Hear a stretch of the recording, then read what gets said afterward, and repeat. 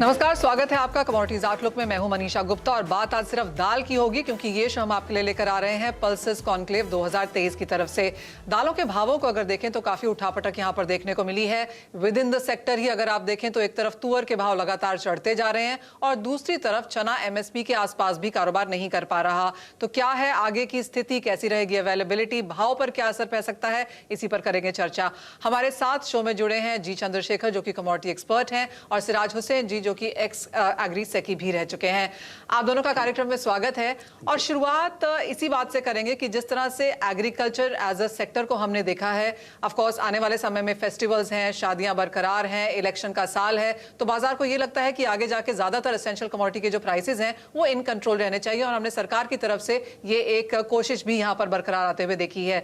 सिराज जी, आपसे पहले जानना चाहेंगे, और आज जिस तरह से यहाँ पर फूड सेक्रेटरी की तरफ से बयान भी था कि तुअर के भाव यहाँ पर इन कंट्रोल रहने चाहिए, ट्रेडर्स को कहा गया कि जो भी स्टेप्स वो यहाँ पर लेना चाहते हैं लें, लेकिन इंश्योर करें कि यहाँ पर अवेलेबिलिटी हो और भाव यहाँ पर ना चढ़े।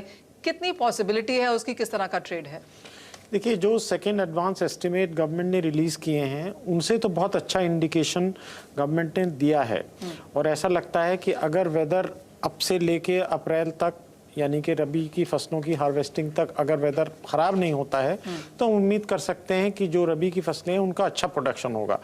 जहाँ तक तूर का सवाल है, वो फसल तो आ चुकी है मार्केट में और उसके बारे में गवर्नमेंट के पास जो भी इंफॉर्मेशन हो, ट्रेड अपनी इंफॉर्मेशन के हिसाब से काम करेगी। तो हम कह सकते हैं कि उसमें काफ़ी कोशिश गवर्नमेंट की ये रहेगी कि तूर के भाव भी ना बढ़ें। चंद्रशेखर जी, आप कैसे देखते हैं सरकार की तरफ से जो भी यहाँ पर रवैया रहा है? हमने देखा है कि चाहे वो चीनी है, गेहूं है, दालें हैं, तेल, खाने के तेल हैं, सभी जगह पे समय समय से काफ़ी सारी मूव्स, मेजर्स हमने आते हुए देखे हैं ताकि प्राइसेस यहाँ पर कंट्रोल में रहे हैं। अब जो दालों को लेकर यहाँ पर बयान आया है उसे आप कैसे रीड करेंगे? बिल्कुल, सरकार काफ़ी चिंतित है, वो तो साफ दिख रहा है हमें, मगर ये क्या इतना बड़ा चिंता का विषय है, ये भी एक सवाल है। क्योंकि जितना भाव बढ़ता है उतना किसान को एक अच्छा मूल्य मिलता है, तो ये हमें मानकर चलना पड़ेगा। दूसरा एक है कि इस मार्केट में सिर्फ एक कहावत है, गुजराती में कहते हैं भाव भगवान छे, price is the ultimate reality. तो इस अब अरहर या तुअर, पीजीएनपी का भाव बढ़ते जा रहा है। मैं मानता हूं इसका ये रिफ्लेक्शन, ये तो डिमांड सप्लाई फंडामेंटल का एक रिफ्लेक्शन है। तो मैं ये भी मानता हूं और मैं काफ़ी कई बार लिख भी चुका हूं कि सरकार के जो उत्पादन के आंकड़े हैं मैं उससे सहमत नहीं हूं, वो ज़रा स्लाइटली एग्जैजरेटेड नंबर्स है। आप खरीफ फसल देख लीजिए या रबी फसल देख लीजिए, नंबर वन। नंबर टू, मैं लगभग सितंबर फर्स्ट वीक में ही लिखा था, जब सरकार के फर्स्ट एस्टिमेट आए थे 22-23 का, एंड ऑफ सितंबर, फर्स्ट वीक ऑफ सितंबर, मैंने बताया था कि 85 लाख टन का ही उत्पादन होगा। और हर एक दाल में मैंने जो एस्टिमेट 20 दिन पहले दिया था, तो सरकार के आंकड़े were very very close. This is number one. दूसरा, हमारा देश में कोई डिमांड का एस्टिमेशन बहुत मुश्किल है, डिमांड एस्टिमेशन करना। और तीसरा है, मैं इसे कहता हूँ सॉफ्ट इंफ्रास्ट्रक्चर। हमारा देश में सॉलिड इंफ्रास्ट्रक्चर पे काम बहुत चल रहा है, एयरपोर्ट, सी पोर्ट, फ्लाईओवर, वो सब चल रहा है। सॉफ्ट इंफ्रास्ट्रक्चर क्या होता है? Data capture, data analysis and data dissemination, ये ज़रा कमज़ोर है। तो इसे मजबूत बनाना है हमें। जब तक सरकार का पास डेटा नहीं होता है तो उनके जो इंटरवेंशन होते हैं वो डेटा ड्रिवन नहीं होते हैं। सिर्फ they look at the price, फिर बता देते हैं कि हम ऐसे पॉलिसी इंटरवेंशन कर रहे हैं। मेरा सुझाव है सरकार को, इसके बारे में बोला हूँ, लिखा हूँ कि सरकार का जो रिएक्शन रिएक्टिव है, ये प्रोएक्टिव होना चाहिए। इसके लिए उनको डेटा कैप्चर का एक इंस्टीट्यूशन या एक इंस्ट्रूमेंट चाहिए, वो उसका हमें स्थापना करना है ताकि डेटा ड्रिवन डिसीजन मेकिंग होगा सरकार से। ओके, तो मेरा दूसरा फॉलोअप सवाल यही है कि अगर हम अगला एक साल देख रहे हैं जो कि इलेक्शन वाला साल है, जहां पर फेस्टिवल्स हैं, जहां पर हम जानते हैं कि we are not out of the woods yet, अभी भी चिंताएं हैं, एल निनो एक सामने खड़ी हुई एक चिंता यहाँ पर है, अगले एक साल के लिए आपका क्या सुझाव है, किन चीजों पर ध्यान रखना चाहिए, क्या कुछ किया जा सकता है? बिल्कुल, आप दलहन के बारे में बोलते हो तो ज़रूर El Nino if it becomes reality तो ज़रूर अगला जो खरीफ सीज़न होगा 23-24 उस पर असर पड़ेगा। एंड फॉर मी बहुत एक स्कैरी सिचुएशन है। पहले ही जैसे मेरा स्पीच में मैंने बताया पल्स कॉन्क्लेव में, पिछले 3 या 4 साल से खरीफ का उत्पादन स्टैग्नेट हुआ है और अगला साल अभी एल नीनो होगा 6 महीने में तो और भी 80 लाख टन से भी घट सकता है नीचे। तो उसका मतलब है प्राइसेस विल फ्लेयर, इन्फ्लेशन बढ़ेगा और विश्व बाजार में इतना अरहर नहीं है। म्यांमार में है, ईस्ट अफ्रीका में है। म्यांमार का माल अब लगभग खत्म हो चुका है, ईस्ट अफ्रीका का माल आएगा अगस्त से। तो आई थिंक एक 3-4 महीना एक वैक्यूम रहेगा जब भाव बढ़ना ही है। When there is a demand supply mismatch तो इसके बारे में हमें सोचना पड़ेगा। We need to have long term solutions. तो Siraj ji, long term solutions अब यहाँ पर क्या होने चाहिए? देखिए, पल्सेस के लिए गवर्नमेंट के पास तकरीबन 500 करोड़ का प्राइस स्टेबलाइजेशन फंड अवेलेबल है। हालांकि उसका बजटरी एलोकेशन 1 लाख रुपए है इस साल, लेकिन उनके पास एक्यूमुलेटेड फंड्स हैं। तो गवर्नमेंट अगर चाहेगी तो गवर्नमेंट अपने स्टॉक में भी एक बफर स्टॉक क्रिएट कर सकती है। अभी तक तो गवर्नमेंट ने जीरो ड्यूटी पे इंपोर्ट अलाउ किया हुआ है, जो कि मैं समझता हूँ बहुत अच्छा फैसला है। मैं समझता हूँ कि अभी एल नीनो के बारे में कोई प्रेडिक्शन करना प्रीमेच्योर होगा और अगर रबी की क्रॉप अच्छी रहती है तो अगले साल में हम फूड इन्फ्लेशन बहुत हाई नहीं देखते हैं। खासतौर से एडिबल ऑयल्स में ये उम्मीद की जा सकती है कि प्राइसेस मॉडरेट रहेंगे।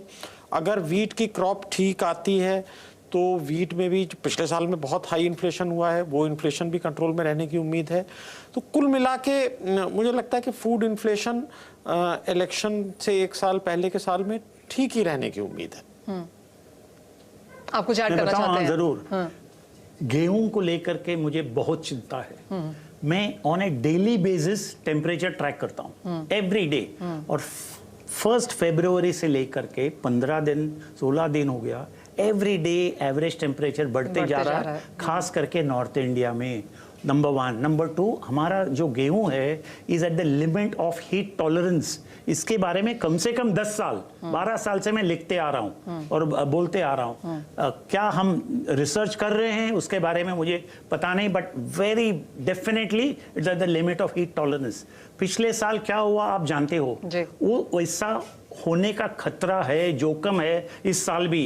गॉड विलिंग नहीं होना चाहिए, मगर हम उसे नजरअंदाज नहीं करना चाहिए। रिस्क इज लूमिंग, तो उसके लिए हम रिस्क मैनेजमेंट के लिए क्या पॉलिसी अपनाना है उसके बारे में हमें सोचना है, क्योंकि इस साल ओपनिंग स्टॉक बहुत कम रहेगा। और पिछले साल जो प्रोक्योरमेंट 50% से भी कम हुआ था, इस साल भी इफ प्रोडक्शन अफेक्ट हो गया तो उससे भी ज्यादा कम हो सकता है। That is highly inflationary. शायद हमें इंपोर्ट करना पड़ेगा। तो we have to build scenarios और हर एक सिनेरियो में हमें what is a fall back position, क्या स्ट्रेटेजी अपनाना है, उसके बारे में सोचना पड़ेगा। बिल्कुल, ऑफ कोर्स। ये तो गेहूं की बात है। जहां तक दालों की बात है सिराज जी, हम प्रोटीन को बहुत बड़ा यहाँ पर पुश दे रहे हैं। सरकार ने बफर स्टॉक बनाना शुरू कर दिया है। बात अब लेंटिल्स की भी होती है, मिलेट्स की भी यहाँ पर होती है। तो ओवरऑल जो ग्रोइंग स्ट्रैटेजी हमने यहाँ पर आते हुए देखी है प्रोटीन और दालों को लेके, उस पर आगे जाकर अब क्या करने की जरूरत है? देखिए, प्रोटीन का जो कंजम्पशन हमारे गरीब तबके में है वो बहुत कम है। जो रिकमेंडेड लेवल है उससे आधा भी नहीं है। तो ये तो बात अपनी जगह बहुत अच्छी है गवर्नमेंट की पॉलिसी कि हम मिलेट्स का कंजम्पशन बढ़ाएं, हम पल्सेस का कंजम्पशन बढ़ाएं। और जाहिर है कि उसके लिए खाली अवेलेबिलिटी से फ़र्क नहीं पड़ता बल्कि अफोर्डेबिलिटी भी उतनी ज़रूरी है। तो अब क्योंकि रूरल इकोनॉमी में काफ़ी प्रॉब्लम्स कई सालों से रही हैं, हालांकि इस पिछले कुछ महीनों में पिकअप हुई है, रूरल वेजेस भी पिकअप हुए हैं, लेकिन हम देख रहे हैं कि नरेगा में गवर्नमेंट ने जो रिस्ट्रिक्शंस लगाई हैं उसका क्या इम्पैक्ट होगा। एक्टिविस्ट का कहना है कि उससे नरेगा का एम्प्लॉयमेंट घट जाएगा। तो ये अगर जाहिर है एम्प्लॉयमेंट घटेगा तो फिर जाहिर है वो प्रोटीन का कंजम्पशन सबसे पहले कम होगा, क्योंकि वो सबसे महंगा आइटम है। एक चीज जो आप दोनों से ही जानना चाहेंगे, और सिराज जी आपसे शुरू कर लेती हूँ। जहां तक दालों की बात है, जिस तरह की उठापटक हमने यहाँ पर आते हुए देखी है, एंड द फैक्ट कि आत्मनिर्भरता की बात यहाँ पर की गई, दालों का प्रोडक्शन भी यहाँ पर बढ़ा है, लेकिन जिस तरह से हमने कॉस्ट ऑफ प्रोडक्शन बढ़ते हुए देखी, चाहे वो फ्रेट है, फर्टिलाइजर है, किसान की तरफ से भी जो यहाँ पर बीज है, उत्पादन है, सभी में हमने बढ़त आते हुए देखी है एंड अकॉर्डिंगली एमएसपी में भी बढ़त आते हुए देखी है।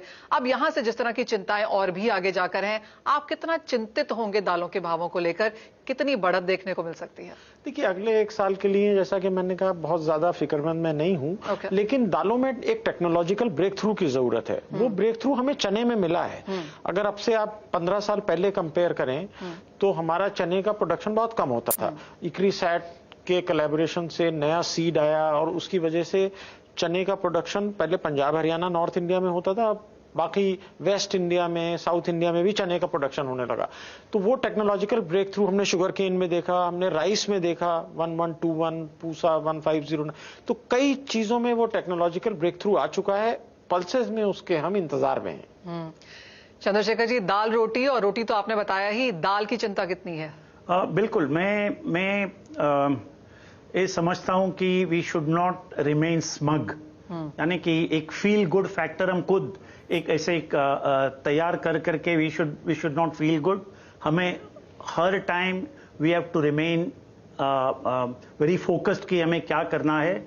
मैं देख रहा हूं आगे जाकर के 3, 4, 5 साल 2030 तक ये जो जमीन लैंड अवेलेबिलिटी फॉर पल्सेस काफी स्टैग्नेट हो जाएगा। अभी हो चुका है, खास करके खरीफ सीजन में, और ज्यादा जमीन नहीं मिलेगा, क्रॉप कंपटीशन होगा। और मगर दूसरी तरफ है डिमांड, तो we need to balance increase production and increase demand.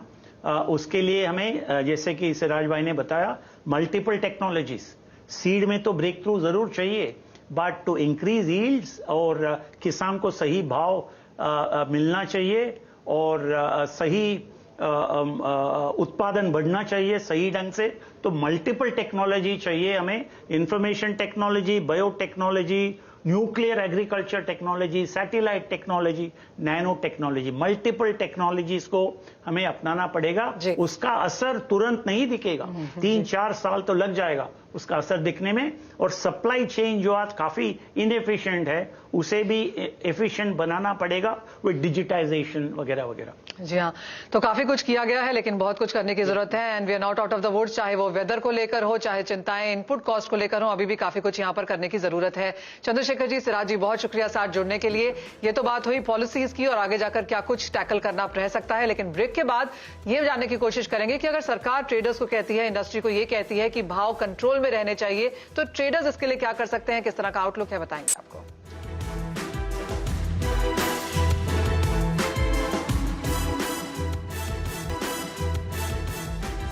स्वागत है आपका, और बात हम यहाँ पर दालों की कर रहे हैं। हमारे साथ अब यहाँ पर मौजूद हैं दीपक पारेख और कृष्णेंदु सहायता। बहुत शुक्रिया आप दोनों का साथ में जुड़ने के लिए। दीपक, जिस तरह से आज पूज सखी ने यहाँ पर कहा कि दालों पर नजर रखने की जरूरत है, स्पेशली तुअर, ट्रेड देख ले, इंडस्ट्री देख ले, भाव यहां से बहुत नहीं बढ़ने चाहिए। जिस तरह के फंडामेंटल्स हैं जहां पर अवेलेबिलिटी कम है, मांग ज्यादा है, बीच में एक डेफिनेटली गैप है, ऐसे समय में इंडस्ट्री कैसे ध्यान रखती है, क्या देखती है? सेक्रेटरी ने जो बोला उसके अंदर डायग्नोसिस सही था, प्रिस्क्रिप्शन गलत था। ओके। सो हम सब जानते हैं कि डिमांड इज रफली 4.5 मिलियन, वो भी मुझे लगता है कि अंडर एस्टिमेटेड है। सप्लाई उससे 10 लाख टन कम है जी। अब इसमें ट्रेडर तो उगाता नहीं है, उगाते किसान है। किसान को प्रोत्साहित सरकार को करना चाहिए। ट्रेडर इतना ही करता है। अगर आप टोटल ट्रेडर के पास अगर अवेलेबिलिटी भी देखें तो ये जो 1 मिलियन मेट्रिक टन का जो गैप है, उसका हार्डली 8% ट्रेडर के पास है। अब वो 8% के अंदर वो कितना मैनेज करे, या तो ये कर सकता है ट्रेडर कि अपने घर से पैसा लेके महंगा खरीद के सस्ता बेचे, वो मेरे को लगता नहीं है पॉसिबल है। So I appreciate secretary was very honest कि that there is a challenge, हमको नजर भी रखनी है, हमें रोकना भी है। लेकिन आई बिलीव के ये सारा का सारा ट्रेडर पे डाल देना कि trader has to play with a straight bat, they are playing with a straight bat. अब बॉल ही ज्यादा स्पिन हो रही है तो इसमें ट्रेडर कुछ नहीं कर सकता। पिच सरकार बनाती है तो एंश्योर सरकार को करना है कि पिच ज्यादा स्पिन नहीं हो। एंड मेरा रिकमेंडेशन तो ये होगा कि we focus more on how we ensure that availability बढ़े, और अवेलेबिलिटी के लिए एक option is definitely import. Second option is to how, इस साल तो हो गया जो हो गया, लेकिन सप्लाई चेन लॉसेस बहुत ज्यादा हैं। हाउ गवर्नमेंट कैन एंश्योर कि जो 4.5 से 5% सप्लाई चेन लॉस होता है उसको अगर हम कर्टेल कर पाते हैं तो जो सरकार की समस्या है वो काफी हद तक कम हो सकती है. I believe shooting A messenger is not right way. Okay, Krishnendu आपका क्या कहना है? मनीषा जी, 2 or 3 पॉइंट्स मेरे को यहाँ पे बताना चाहिए. यहाँ पे आप सबको मालूम है India is the largest consumer, producer, importer of pulses. जब देसी तुअर मार्केट में आ रही है तभी भाव पीक में है, भाव हाई है. Is that a good thing? हमारे हिसाब से यस. उसका पूरा बेनिफिट फार्मर को जाएगा. यस, आगे चल के 1 महीने के बाद there may be a shortfall.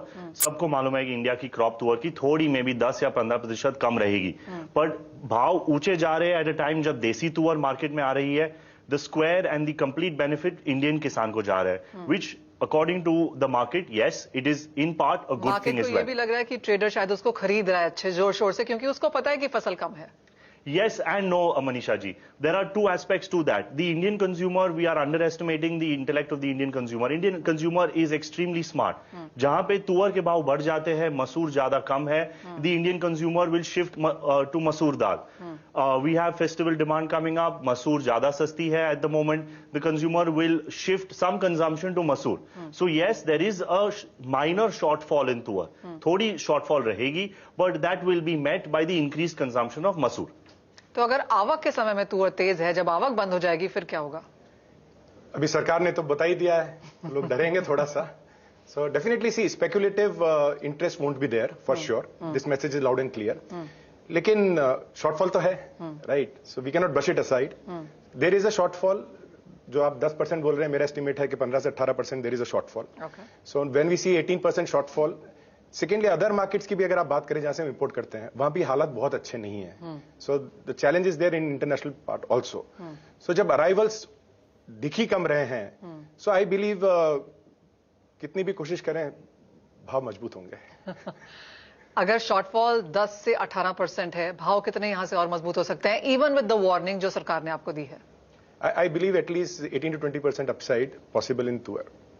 Krishnendu, आप क्या कहेंगे? I think the markets will stay flat, क्योंकि अभी we are in a scenario जब भी देसी तुअर बढ़ रही है, म्यांमार की तुअर आएगी, next crop in the market will be Sudan, and government के पास अंदाजन करीबन 1 लाख टन माल है. सो यहां से ज्यादा अपसाइड कम नजर आ रही है, specially given the governments clear warning in the sand. Okay, ठीक है. तो फ्लैट से तेज ही भाव रहेंगे, नीचे तो नहीं आने वाले. एक से ऐड करता हूं मैं. See for temporary phase this message would be heard. See but end of the day fundamentals जो हैं which are stack against right the current scenario. So आप कितना भी कोशिश करें, I believe like you know rather than the traders now speculative interest of the government right by giving the messages right, वो लंबा नहीं चलता है. in this commodity market we have seen for decades, right? End of the day the actual वो अटक जाता है. आप बहुत ज्यादा नहीं जाएंगे, एक लेवल पे जाके आपको लगेगा अटक जाएगा.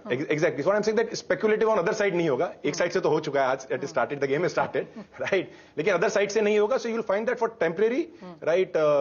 थोड़ा सा गिरेगा भी, थोड़ा लोग बैक ऑफ भी करेंगे, but eventually the somebody said in Gujarati term के भाव is the king, right? So it is market will decide, and I believe market will be, as he said, possibly flat if we are lucky, but I see it moving pretty decently, steeply upside. ठीक है. आज तुअर ने बहुत footage खाई है, लेकिन बाकी दालों को बुरा नहीं लगना चाहिए. तो अगर बाकी पल्सेस एज सेक्टर की बात करें, यहां पर आपको ज्यादा कहां चिंता है, या फिर आपको लगता है तुअर छोड़ के बाकी दालें ठीक ठाक हैं? बाकी दालें बहुत अच्छी चल रही हैं. इनफैक्ट आई सी के थोड़ा सा हमारा एक्सपोर्ट भी शायद राइट इन चना सेक्टर बढ़ने वाला है, राइट? गुजरात में काबुली मैंने पहली बार देखा, and very beautiful quality, right? So I am seeing, जैसे अभी सिराज जी बोल रहे थे, like you know we have done some technology intervention in chana and all that. This is where I believe like you know government if they want like in long term breather, they have to invest more on technology in the sector. और आप कैसे देखेंगे दालों को overall? Manisha ji, all other dals, no problems or no complaints. Everything is doing great in terms of pricing. And yes, when all other dals are doing good in terms of pricing, तभी consumer shift करेगा, तुअर से मसूर में जाएंगे. So automatically there will be a balancing effect in supply and demand. चलिए, भाव भगवान है और कंज्यूमर को बहुत अकल है, तो यही एक चीज है जो हमें दालों में यहाँ पर देखने को मिल रही है. दीपक कृष्णेंदु, बहुत शुक्रिया हमारे साथ आज यहाँ पर जुड़ने के लिए. फिलहाल इस कार्यक्रम में इतना ही. मुझे दीजिए इजाजत. नमस्कार.